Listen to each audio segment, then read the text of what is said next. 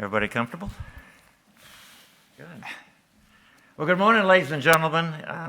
Literally, I am delighted and thrilled to be joined by our honorary starters and three of the greatest heroes and champions this game has ever known, with six-time winner Jack Nicklaus, three-time Gary player, and twice Tom Watson. It is an extraordinary pleasure to see you all. The Honorary Starters ceremony is one of Gus's absolutely most fantastic and appreciated traditions, admired here by patrons and throughout the world. It was started in 1963, and the starters at that time was Jock Hutchinson and Fred McLeod. And to this date, Tom Watson makes our 10th honorary starter. So congratulations, sir. We are delighted all of y'all are with us. The ceremony always excites. It's a great celebration to the start of the tournament, and we appreciate y'all so very much taking the part to see our greatest heroes back on the first tee again. So thank you. So with that, we'll open it up to questions, please. Yes, ma'am. How's your shoulder? My shoulder is, it worked today. As I said on the tee, you have a little trouble sometimes when you're 73 and you roll over in a go-kart. You have a little problem. So, but it's going to be fine. It's going to be a while for it to get better, but it's just part of the deal, and it's not the end of the world, that's for sure. Yes, ma'am. An honor to see all of you. Can you each pinpoint a key life lesson you learned throughout your years playing here at the Masters? What order do you want us to answer in? A key life lesson. Now, what order do you want? Oh, it doesn't. Gary, you can start if you would. I think the prevalent thing in my career, being at this wonderful tournament, is gratitude.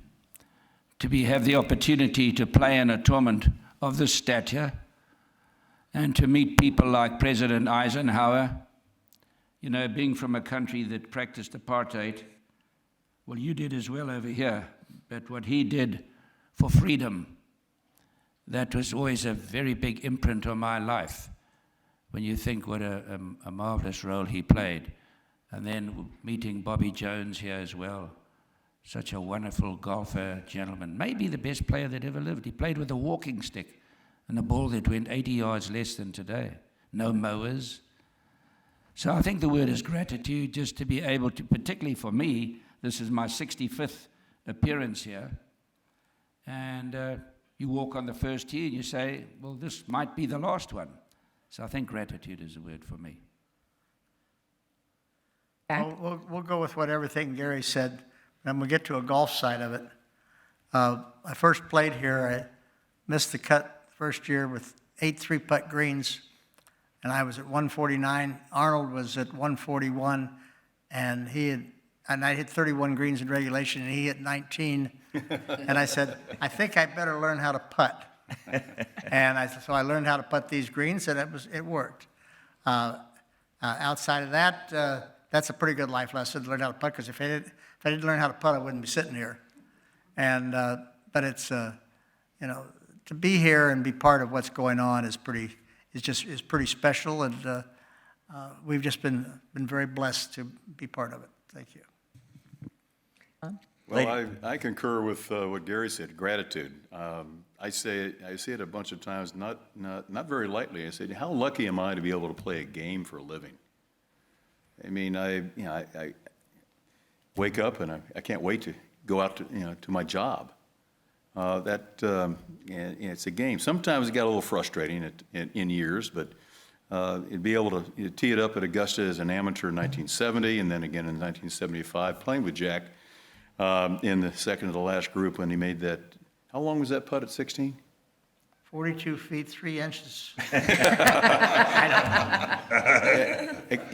Approximately, right? Approximately. But to be able to play with and try to compete with my heroes, I had a chance to play with Arnold Palmer when I was 15 years old, again with Jack as an amateur when I was 17 years old, and then got paired with him in my first Masters in 1975. You know, the dream was there, but just the ability to play a game for a living. You know, you all work for a living, right? I play a game for a living. It can't be any better than that. Pretty good, isn't it? Chris, please. I'm just curious, when they move 13 back, are they now hitting what you might have hit in your heyday into that, or is it still different even with the 35 extra yards? I'd say I went back on the tee a couple weeks ago and looked at it, and you know, I think he could probably still carry a few trees on the right side. I don't think he probably could carry all the trees. You could always do that from the tee up. If you turn it around the corner, you could get it into where you might be able to play a 5-iron to the green. I said, and Fred said he played with Scotty the other day, and he did a 5-iron into the green. Kitayama hit a 7-iron. Did he hit a 7-iron? Well, you could do that. Kitayama did. Anyway, I think Augusta more than any place else has probably adjusted their golf course to keep the conditions similar to what we played. Now, we played pretty much the same clubs they're playing in today from a different tee. That's what you're really asking. And 13 was the last one that they did. Yes, sir. Mr. Nicklaus, I guess it's a little tacky to talk about business on the first day of the Masters, but I'm wondering if you could describe, if you remember, the reasons that led to the split between the PGA Tour and the PGA of America back in the day. Like, what were the economic forces that were driving that? What? When the PGA Tour split from the PGA of America? Well, back in the days when we'd had that, I think it's been 1968 maybe, what was it? Mm-hmm. That's when we split. The PGA of America, when you signed your entry form, you signed away all your rights for everything. And the players didn't feel that was fair. They didn't have the ability to be able to do anything basically on their own once they signed that, legally do anything on their own. And so we basically wanted to do that. And I think that we formed the new, what I think we called it the Tournament Association of Tournament Players, ATP. And Arnold and Gardner Dickinson and I were the start of that. And, you know, that's what, 43 years ago, whatever it was. Yeah, 55 years ago. It's hard to remember a whole lot about it.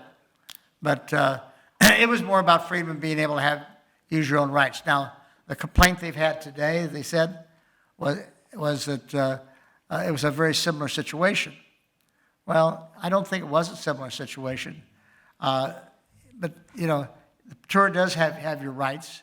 However, the tour has allowed you to go ahead and do the things you need to do individually, but also that the tour has taken our collective rights and done a very, very good job with it, to where the players today are, I mean, you see how much money the guys make when they play tournament golf now. And so I think the tour's done a really, really good job with that. So it's similar in some of the complaints, but not really realistically what was going on. Thank you very much. We have a question in the back of the room, sir. Jack, over here, to your right. Right back. During the last presidential election cycle, you publicly supported Donald Trump, and I'm wondering if you'll do so again this time around. Well, it depends on who's running, doesn't it? And we'll have to see what happens. You know, I've always supported who I thought was the best candidate. I think Donald Trump was the last time. Whether Donald will be this time or not, I don't know. We'll wait and see. But I've been, and I don't like to brand myself as a Republican. I like to sort of brand myself as being able to think freely. And I voted for a lot of Democrats through the years as well as Republicans. And I've tried to pick a person who I think will do the best job for our country. And we've got a year and a half to wait for that to see what's going to happen. Okay. Next question, sir, on the aisle. Hello, I apologize, I arrived a little late if this has been addressed, but There's a lot of different factors in the distance debate, land and environment, but at the most basic is golf has always been a sport with a balance between power and skill. In your opinion, in the men's game, professional game right now, is there an imbalance there, be it from tech or any other reason? Who are you asking? All of you or any of you? I didn't understand a word he was saying. He was talking about imbalance, and he's saying, is the game balanced from a power game to a short game? I think when we played, most of us, I think the game was pretty well in balance. Power has always been a plus. Today, I think the game is balanced more towards power. And that's what was your question, wasn't it? Is there an imbalance now? Is it perhaps out of Well, balance? I don't know whether there's an imbalance. I think we're going to run out of land if we keep trying to fight the imbalance that there's there. And I think that's what the USGA is trying to do, is bring it back to where it gets more in balance, and USGA and the RNA.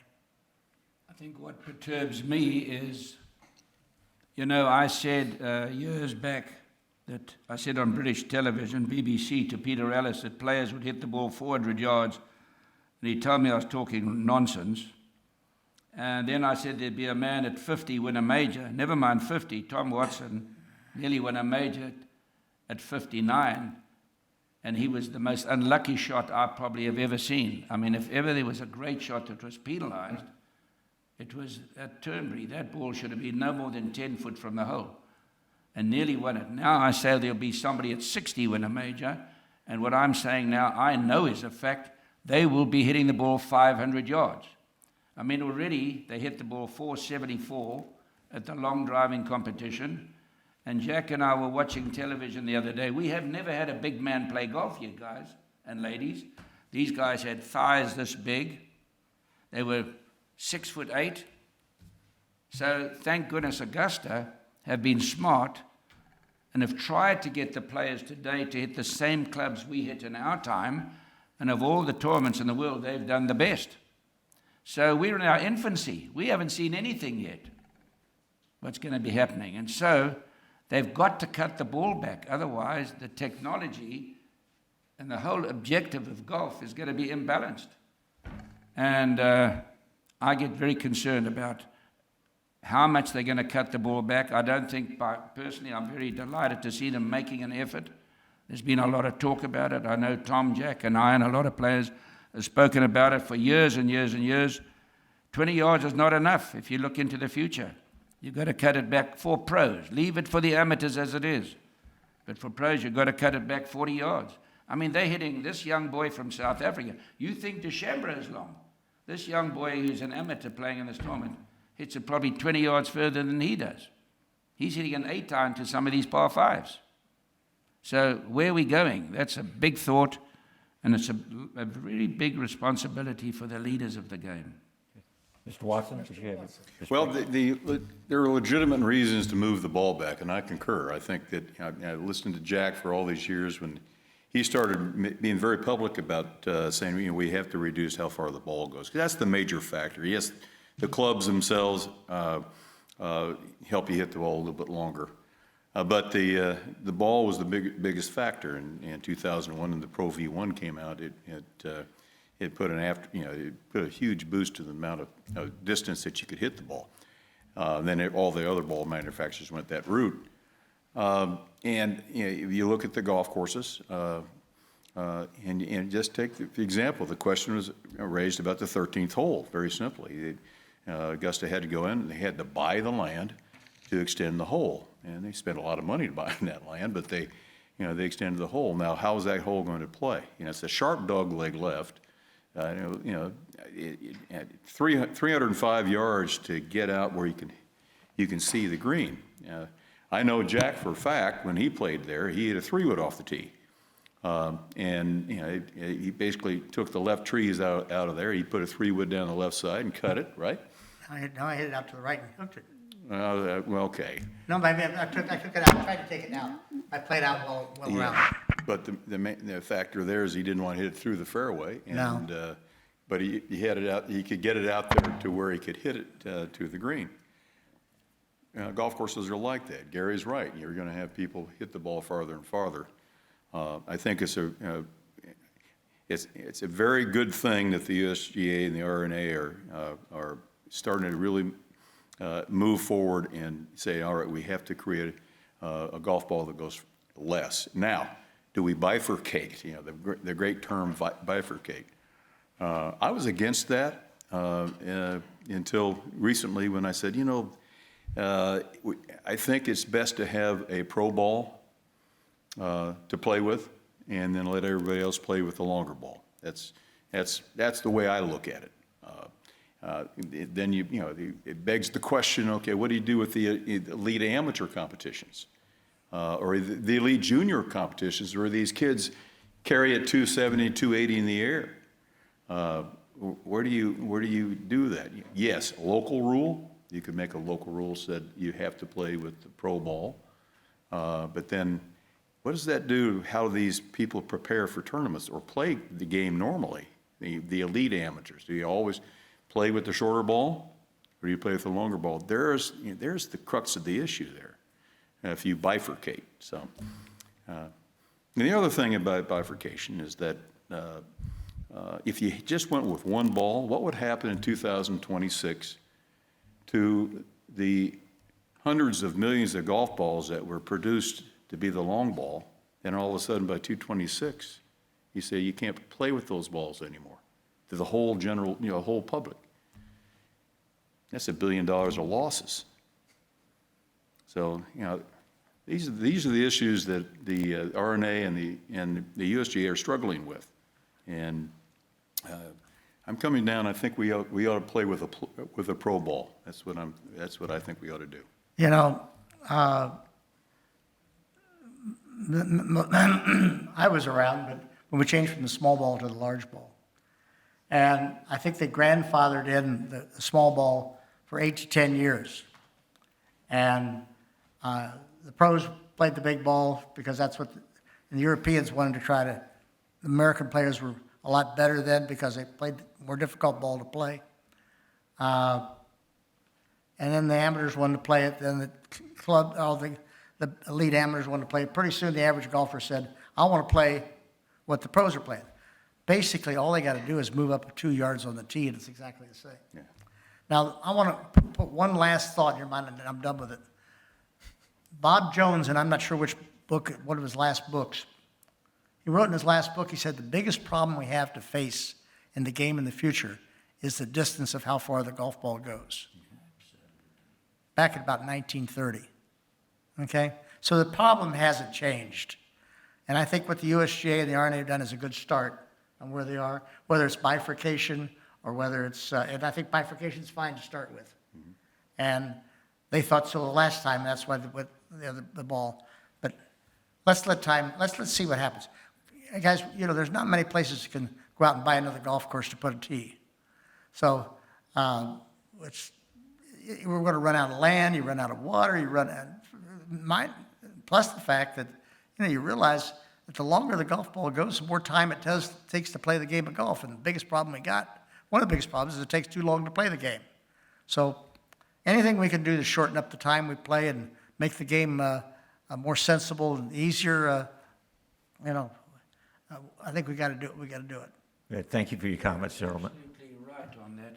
My brother was one of the world's leading conservationists. And 20 years ago, he said to me, by the year 2025, the world will be short of 25% of water. And that's exactly what's happening around the world today. And also the fertilization, having been a farmer, when you apply fertilization too much, what it does to the soil, it's not healthy. And where are you going to get the ground? How about economically? The machinery costs so much money. How are golf clubs going to survive if they're going to have to buy all this machinery? It's not good. So they have to do something, and it's to endorse what Jack and Thomas said. I think the RNA and USGA have done a great job. Good. Thank you, Mr. Blair. Next question, please, sir. Okay. Next to you, sir.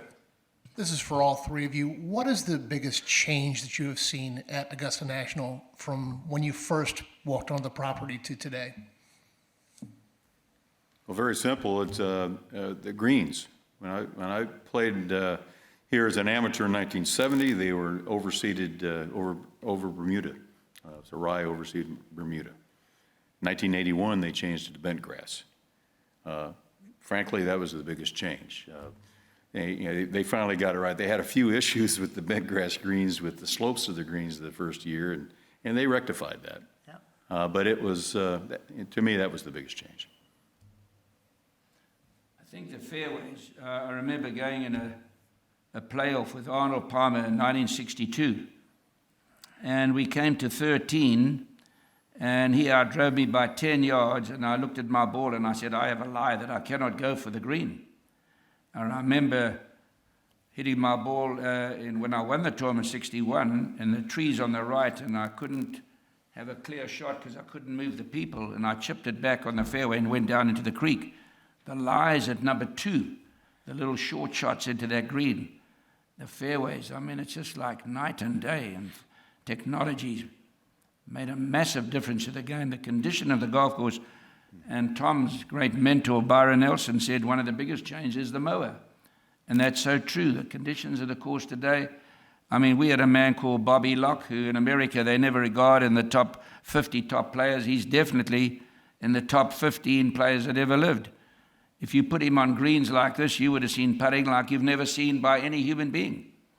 I mean, he putted on Bermuda greens and never putted on a bent green like this in his life. I mean, the greens today are like a snooker table. And for people to make comparisons of golfers, it's impossible. You can't compare different eras. It's a completely different game today than what we played. Completely different. From prize money to conditions of the golf course to modes of travel, it's a completely different game. Good. Thank you. Jeff? This tournament has so many wonderful traditions, one of them being the Tuesday night champions dinner. I was wondering, maybe starting with Tom, if you could go down and share a favorite champions dinner story. Well, I think one of my favorite stories was last year at the dinner. The MC, Ben Crenshaw, he asked if anybody have any comments, and it was kind of silence. And so I started a story about Doug Ford and how he won the tournament. A year before that, before Doug passed away, he was over in the corner in the champions locker room. I went over there to sit by him, and I said, "How are you feeling?" He said, "Not worth it like this," you know, how Doug was. But I said, "Well, I want to know something. Tell me about how you won your Masters tournament." And he proceeded to describe how he buried it in the left bunker, how he couldn't play to the flag. He had a 2-shot lead, and he played up the slope. I said, "I had to hit it up the slope." I said, "Well, how'd you do?" He said, "I hold it." He made 3 and won by 3. He won by 3. And Ben asked for another, any more comments, and it's still kind of silence. And so I piped up, as sometimes I'm wont to do, and I said, "Jack, tell us about the last 9 holes in 1986. And he did. And you could have heard a pin drop. Everybody was kind of, all the champions are there listening to shot by shot, and Jack playing there. Because we all have been in that position before. We all won the tournament. We all knew the pressure. We all knew the shots he had to play. And here he is talking about shot by shot in the last 9 holes. That was my favorite part of any of the Masters dinners. And then Gary finished that same dinner off with Hideki, wasn't it? Yeah, And made a speech in Japanese to him, yeah. which I thought was pretty darn special. And Hideki made the speech in English. Yeah, that's right. And that was That very was pretty special. special, too. Hideki is sitting up there like this, with his eyes wide open, trying to remember and reciting English like this the whole time, and he made a beautiful speech. Then after it was over, he bent his head down there and went, like that. And we all clapped. You know, we actually stood up and just gave him a standing O. It was really special. I'll tell you, I thought this year's dinner was pretty special. It was. Yeah. You know, everybody was wondering whether there was going to be any problems with the LIV players and things. 0. It was the most cordial evening you could have ever spent. It was terrific. My greatest experience was with Bobby Jones. He was riddled with arthritis, and I mean, it was like that. and he asked me to put the fork between his fingers like that, and would I cut his meat? And he was with it and bent over, and I cut his meat, and he, only way he could eat it was to jab the fork in the steak and eat it. And I took the opportunity, I said, Mr. Jones, may I ask you a question, sir? He says, by all means. Now, you know the third hole, that little neck on the left. I mean, if you put the ball on that green there, you've hit a shot of your lifetime. Because you can just, if you're short, you roll way back the hill, and if you're too long, now you've got an extremely difficult shot. And I said, Mr. Jones, you know, I can never birdie the third hole. And he just said, you're not supposed to birdie the third hole. That explained it. Good. Thank you, gentlemen. We have time for 2 more questions, sir, on the aisle. Piggybacking on Jeff's question, my interest is the green jacket specifically. And I wonder if each of you could share a story about your green jacket, or multiples, but the actual jacket. When I first won the tournament in 1977, they donned the green jacket on me down there in Butler Cabin. And it was a 44 long. It came down below my fingertips like this. Did I care? Not in the least. I could wear a tent. It didn't matter, as long as it was the green jacket. That's my story. Well, most of you know my story. I had a 46 long they put on me, Tom. And I was a 43 regular. And the next year I came back, and Tom Dewey's former governor of New York and ran for presidency, his coat was in my locker, and it fit me perfect. I won the Masters a few times after that, and I kept wearing Tom Dewey's coat. Finally, in 1998, the week before the tournament, I was having lunch with Jack Stevens, and I told him the story that I'd never gotten a green jacket, and I never had a green jacket. He says, "You what?" I said, "No, I've won this tournament 5 times or 6 times, and nobody's ever given me a green jacket." So I went home, came back over the weekend, and there was a note in my locker that said, "You will go to the Pro Shop, and you will be fit for your green jacket." Thank you very much. In 1961, I won the tournament, and obviously being the first international player to win it, I was extremely excited, to say the least. And so I take the jacket, and I'm going back to South Africa the next day, and I take the jacket with me. Now, in those days, unlike today, they go on Good Morning America, and they go out to dinner, et cetera, with a jacket. And so I took the jacket back home. 3 days later, the phone goes. "Good morning, Gary. This is Clifford Roberts. Did you take the jacket back home?" I said, "I did, Mr. Roberts." "Well, nobody ever takes the jacket off the ground." So I thought very quickly. I said, "Well, Mr. Roberts, why don't you come and fetch it?" And he did see the funny side of it. He said to me, "But don't ever wear it in public." I said, "I promise you I won't." And I put it in a plastic bag, and it certainly changed today. Of course, change is the price of survival, so it's a vast different story today. Thank you, sir. And our last question, John? Jack, could you just give us some reminiscences of 60 years ago? I didn't hear you, John. Can you give us some reminiscences of 63, of here in 63? You talking to me? Yes, yes. Well, I won in 63, obviously. And I came here having had a couple pretty good runs at it as an amateur. Not a great run my first year as a pro. I think I finished 14th or something. Anyway, I came as a U.S. Open champion, and I was primed to want to play. And I think I shot 74 the first round or something. And then I shot 66 the second round. And then the third round was the day I was paired with Mike Suchak, who was leading the tournament. And it poured down rain in 63. I mean, the 13th fairway had water from the top of the slope to the creek, and it was totally 100% casual water, but they wouldn't let you drop because there was no place to drop. They said, "Play on." And we kept playing on. And now I said, surely they're going to wash this round out. It's not, you know, nobody's going to finish this round. Sure enough, the skies broke open and we finished. I got onto the 18th green and I looked up at the leaderboard and there was several ones on the leaderboard. And I looked at my caddy, Willie, and I said, Willie, and I'm colorblind. I said, Willie, how many of those ones up there are red? He says, just you, boss. So I found I was leading the tournament at the time. I probably think we ended up tying or something by the end of the day. But anyway, it's kind of a cute story. Then I don't remember what I shot the last round. I think maybe 72 or something like that, whatever it was. And but coming down the stretch, I had Sam Snead got close to the lead or tied to the lead at about 12th or 13th hole. Tony Lima was his first time here. Tony Lima made a good rush. He ended up finishing second.